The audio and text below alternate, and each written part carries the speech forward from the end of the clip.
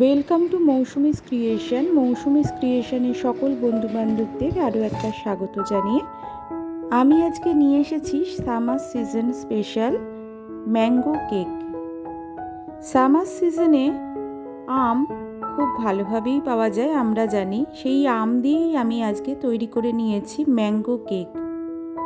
Mango spongy cake কিভাবে আমি বানাচ্ছি সেটাই আপনাদের সঙ্গে আজকে শেয়ার করব। দেখুন বন্ধুরা, কেকটা কতটা স্পঞ্জি হয়েছে। তাহলে চলুন বেশি দেরি না করে আর দেখে নেওয়া যাক কিভাবে ম্যাঙ্গো স্পঞ্জি কেক আজকে তৈরি করছি। এখানে কোনো রকম ফুড কালার বা এথেন্স ইউজ করিনি, পুরোপুরি ন্যাচারাল ম্যাঙ্গো দিয়ে তৈরি এই কেকটা খেতে খুব সুন্দর হয়। এই কেকটা তৈরি করতে কোনো রকম ডিমের ইউজ করছি না, এটা সম্পূর্ণরূপে ভেজ এগলেস কেক। কেকটা বানানোর জন্য আমি দুখানা ম্যাঙ্গো এখানে ইউজ করছি। দুখানা ম্যাঙ্গোর খোসা ছাড়িয়ে আমি ভালো করে ম্যাঙ্গো পাল্পটা বার করে নিচ্ছি। দেখুন আমি খোসাটা ছাড়িয়ে নিচ্ছি, তারপর হাতের সাহায্যে আমি ম্যাঙ্গো পাল্পটা বার করে নেব।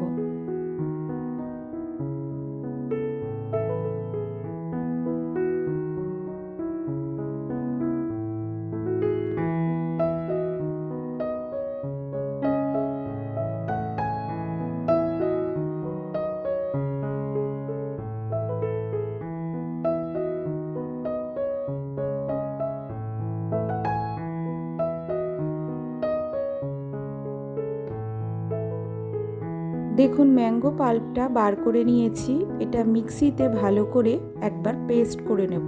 কোনো রকম আঁশ যেন না থাকে, ভালো করে ছাঁকনির সাহায্যে ছেঁকে তারপর আমি এটাকে ইউজ করব।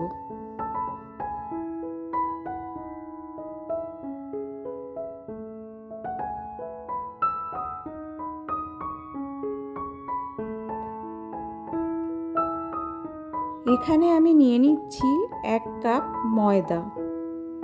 ময়দাটাকে ভালো করে ছাঁকনির সাহায্যে ছেঁকে নিতে হবে। ছাঁকনির সাহায্যে ছেঁকে নিলে কেকটা আরও স্পঞ্জি হবে। এই জন্য অবশ্যই ময়দা বা আটা যাই ইউজ করে থাকুন না কেন, ছাঁকনির সাহায্যে ছেঁকে নেবে।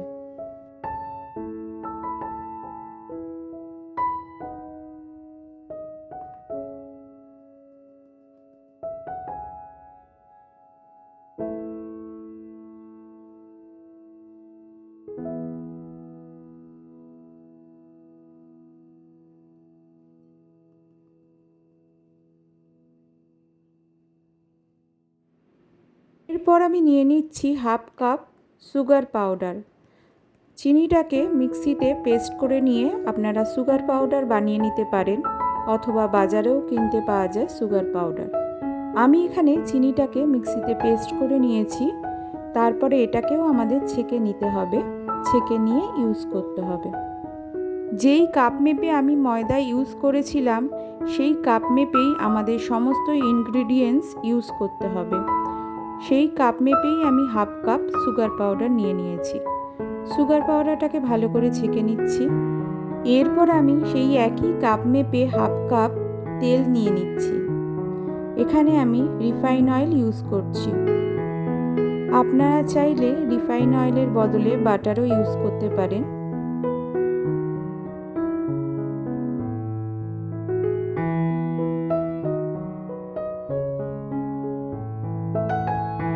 সমস্ত কিছু দিয়ে একবার ভালোভাবে মিশিয়ে নিচ্ছি।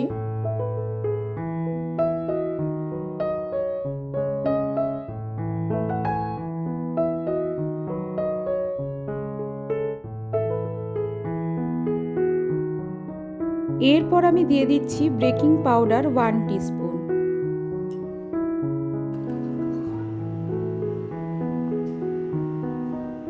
তারপর দিয়ে দিচ্ছি বেকিং সোডা 1/4 টিস্পুন।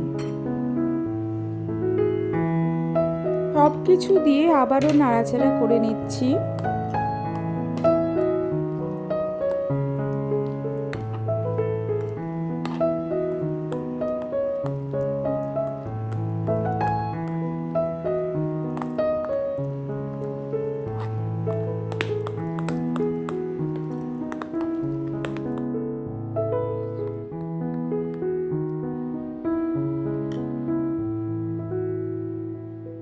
আমার ব্যাটারের থিকনেসটা এইরকম হবে। সামান্য একটু দুধ দিয়ে দিচ্ছি, হাফ কাপ। কেক ব্যাটারের থিকনেসটা একটু ঘন মনে হচ্ছিল, তাই সামান্য দুধ অ্যাড করে দিলাম। আমি এখানে লিকুইড দুধ অ্যাড করছি, যা রুম টেম্পারেচারে রাখা ছিল। দুধটা আগে ফুটিয়ে নেবেন, তারপর সেটা যখন নর্মাল টেম্পারেচারে আসবে সেই দুধই ইউজ করবেন। ফুটন্ত দুধ বা গরম দুধ এক্ষেত্রে ইউজ করা যাবে না। আমি ব্যাটারটা ভালো করে নাড়াচাড়া করে নিলাম। খুব বেশি ফ্যাটানোর দরকার নেই, এই রকম হবে থিকনেসটা। আর খুব বেশি ফ্যাটানোর দরকার নেই বেকিং সোডা দেওয়ার পর। বেকিং সোডাটা একদম লাস্টে দেওয়ার চেষ্টা করবেন, তারপর খুব বেশি ফ্যাটানোর দরকার নেই। এরপর আমি একটা কাচের ডিশ নিয়ে নিচ্ছি। এই রকম দেখুন, এতে আমাদের কেকটা তৈরি করব। এটাই আমি কেক মোল্ড হিসেবে ইউজ করছি। এটাকে ভালো করে বাটার দিয়ে গ্রিস করে নিলাম। তেল বা বাটার ভালোভাবে মাখিয়ে নিতে হবে। আমার কাছে যেহেতু বাটার পেপার নেই, সেই জন্য সামান্য একটু ময়দা দিয়ে মাখিয়ে নেব। শুকনো ময়দা এক্ষেত্রে মাখাতে হবে যদি বাটার পেপার না থাকে, যাতে কেকটা তলায় কোনোভাবে লেগে না যায়, খুব সুন্দরভাবে খুলে আসে।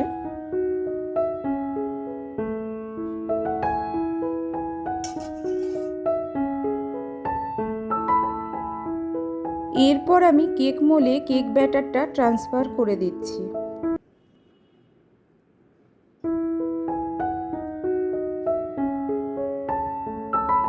কেক মোলে কেক ব্যাটারটা ট্রান্সফার করে দেওয়ার পর এইভাবে হাত দিয়ে নাড়িয়ে নিতে হবে, যাতে ভেতরে কোনো হাওয়া ঢুকে থাকলে সেটা যাতে বের হয়ে যায়। এইভাবে একটু নাড়িয়ে নেবেন। উপর দিয়ে গার্নিশিংয়ের জন্য সামান্য টুটি ফুটি আমি এখানে দিয়ে দিচ্ছি। আপনারা চাইলে দিতে পারেন। বিভিন্ন কালারের টুটি ফুটি বাজারে কিনতে পাওয়া যায়, বাড়িতেও বানিয়ে নেওয়া যায়।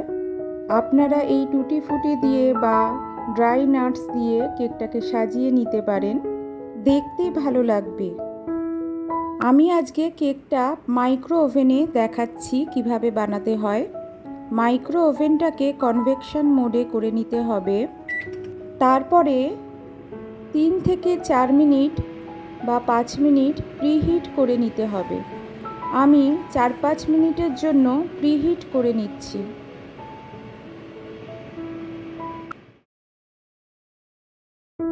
একশো 80 ডিগ্রি টেম্পারেচারে 4 থেকে 5 মিনিটের জন্য আমার প্রিহিট করা হয়ে গেছে।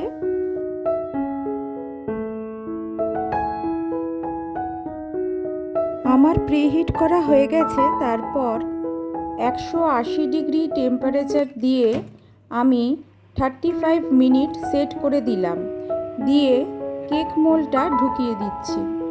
অবশ্যই মাইক্রোওভেনটাকে কন্ডাকশন মোডে দিতে হবে, 180 ডিগ্রি কনভাকশন মোড 35 মিনিটসের জন্য। পরে দরকার হলে যদি কেকের ভেতর কাঁচা থেকে যায়, তাহলে আরও 5 মিনিট বাড়িয়ে দিতে হবে। প্রথমে আমরা 35 মিনিটসের জন্যই দেব।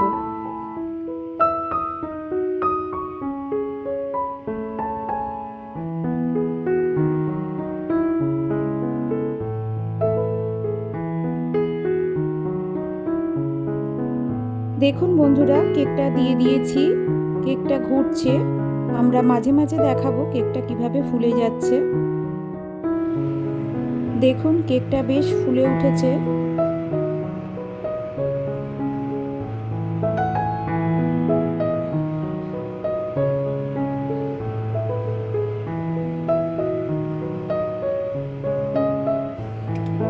এবার আমার কেকটা হয়ে গেছে, আর 4 মিনিট বাকি।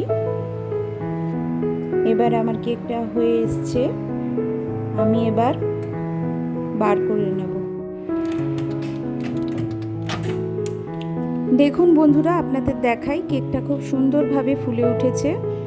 এবার আমি কেকটা বার করে নিচ্ছি।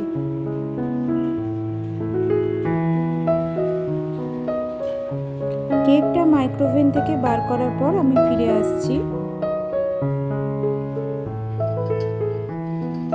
কেকটা এখন খুবই গরম রয়েছে, আমি এখনই ডিমোল্ড করছি না, কিছুক্ষণ স্ট্যান্ডিং টাইমে রেখে দিচ্ছি ঘন্টাখানেক, তারপর ডিমোল্ড করব।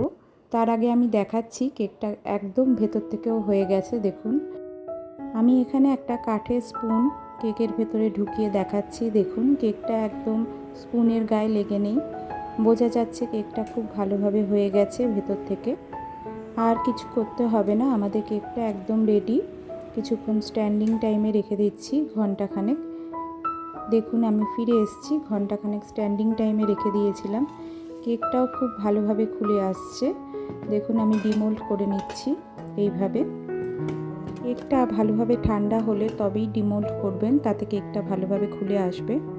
এই দেখুন কেকটা খুব সুন্দরভাবে খুলে এসছে, আপনাদের একটু দেখাই।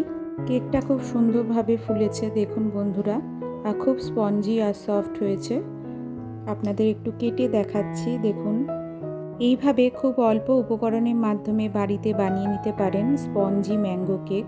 আমার ভিডিওটা ভালো লেগে থাকলে অবশ্যই লাইক করে দেবেন। ভিডিওটা আপনাদের বন্ধুবান্ধব আত্মীয় স্বজনদের সঙ্গে শেয়ার করতে একদম ভুলবেন না। বাড়িতে অবশ্যই বানিয়ে খাবেন এইভাবে, যেভাবে আমি দেখালাম। আর আমাকে কমেন্ট করে অবশ্যই জানাবেন কেমন লেগেছে। দেখুন বন্ধুরা কতটা স্পঞ্জি হয়েছে কেকটা, আপনাদের ভেঙে দেখাচ্ছি। একদম সফট হয়েছে, আর কোনো বাইরে থেকে কোনো ফ্লেভার এখানে ইউজ করা হয়নি।